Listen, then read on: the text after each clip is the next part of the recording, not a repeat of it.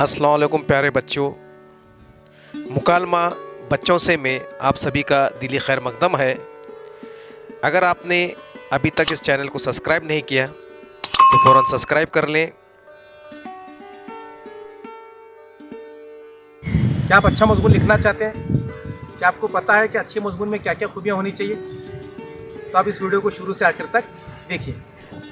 आज हम फ़नी मज़मून निगारी पर बात करेंगे कि मज़मून हर बच्चा अच्छा लिखना चाहता है, मगर एक अच्छे मज़मून में कौन कौन सी खूबियाँ होती है, एक अच्छा मज़मून किस तरह से लिखा जाता है।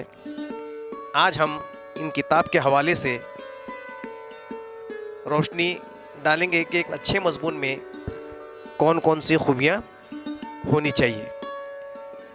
तो चलिए हम शुरू करते हैं।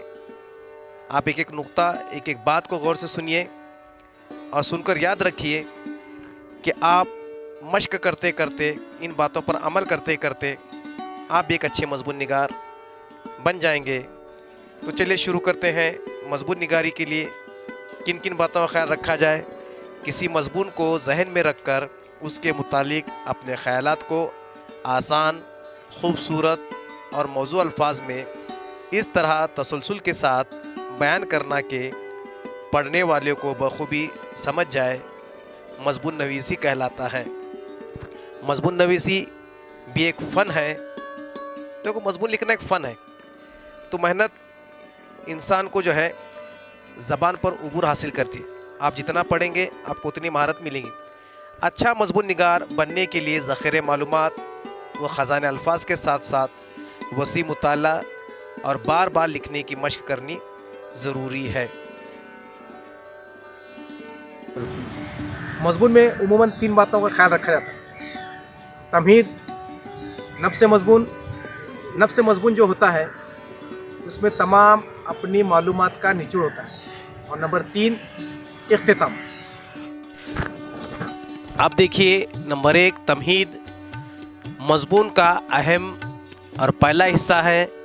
इसमें असल मौजू के मुतालिक कुछ लिखने से पहले चंद पुरअसर और ज़ोरदार जुमले इस तरह लिखे जाएं जिससे पढ़ने वालों के जहन असल मौजू की तरफ राग़िब हों और उनकी दिलचस्पी भी बढ़े।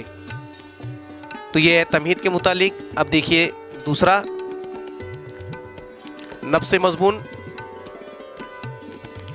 मज़मून को दरमियानी हिस्से नफ्स मज़मून कहलाता है, जिसमें मौजू के मुतालिक तफसील से ज़िक्र किया जाता है।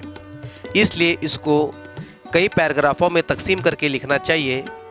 मौजू, मुशाहिदात, काबिलियत, मालूमात अपने मज़मून में पैराग्राफ में तकसीम करके लिखिए।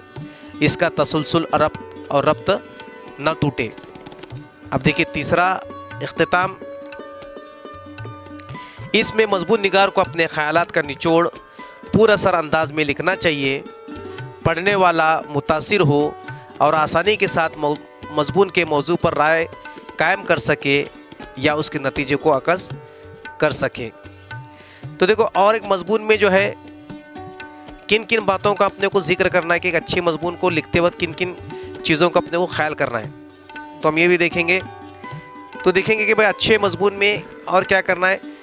मज़मून में दूसरे ज़बान के अल्फाज न इस्तेमाल किए जाएँ। जब हम तहरीरी शक्ल में जब मज़मून लिखेंगे तो दूसरे ज़बान के अल्फाज न इस्तेमाल किए जाएँ। मज़मून को मुख्तलिफ पैराग्राफ में लिखिए।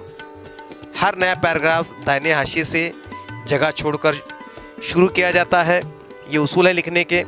आप इन उसूल को जानिए और इस पर अमल कीजिए।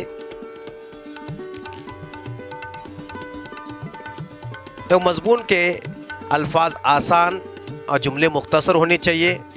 जुमलों में अल्फाज का इस्तेमाल और तरतीब ज़ुबान व क़वायद के मुताबिक हो।